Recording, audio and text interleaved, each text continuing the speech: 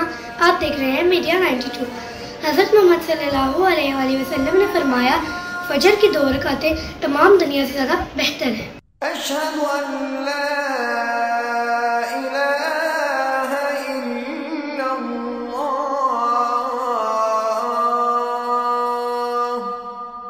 تمام نمازوں میں سے سب سے اہم نماز فجر کی ہے، جسے ادا کرتے ہی ایک مسلمان اپنے دن کا آغاز کرتا ہے، اس لیے اس کا اہتمام نہایت ضروری ہے۔ فجر کی نماز کی فضیلت کا اندازہ اس بات سے بھی لگایا جا سکتا ہے کہ رمضان المبارک میں روزہ رکھنے کی نیت اور روزہ رکھنے کی بنیاد بھی فجر کی نماز کے ساتھ منسوب ہے۔ رزق میں اضافہ اور برکت کی نشاندہی بھی فجر کی نماز کے ساتھ مشروط ہے۔ اللہ تعالیٰ انسان سے فرماتا ہے کہ اچھے رزق کی تلاش میں صبح سویرے نکلا کرو۔ نماز فجر کی اس لحاظ سے بڑی اہمیت ہے کہ نبی کریم صلی اللہ علیہ وآلہ وسلم نے اللہ رب العزت سے اپنی امت کے لیے صبح کے وقت میں برکت عطا کرنے کی دعا فرمائی ہے۔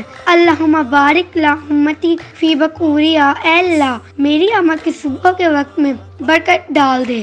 یہی وجہ ہے کہ رسول صلی اللہ علیہ وآلہ وسلم کہیں کوئی لشکر روانہ فرماتے تو فجر کے وقت منہ اندھیرے ہی روانہ فرماتے تھے۔ اس حدیث کے راوی سیدنا سکر تاجر ہیں، یہ اپنا تجارتی مال دوسرے علاقوں میں بیچتے تو صبح صبح ہی بیچتے۔ ان کے اس عمل کی وجہ سے اللہ تعالیٰ نے ان کے مال میں برکت ڈال دی۔ اللہ تعالیٰ اہل دانش کو خطاب کرتے ہوئے فجر کی قسم اٹھاتا ہے اور فرماتا ہے قسم ہے فجر کی اور 10 راتوں کی اور جفت اور تاک کی اور رات کی جب وہ جلنے لگے، یقیناً ان میں عقل مند کے لیے بڑی قسم ہے۔ اللہ تعالیٰ کو انسان کی یہ ادا سب سے زیادہ پسند ہے کہ وہ اپنی نیند توڑ کر اپنے اللہ کے حضور سجدہ ریزہ ہو تو اے ایمان والو فجر کی نماز کی باقاعدگی کرو، یہ آپ کے اور اللہ کے درمیان براہ راست رابطے کی کڑی ہے۔ ایمان فاطمہ، میڈیا 92 لاہور۔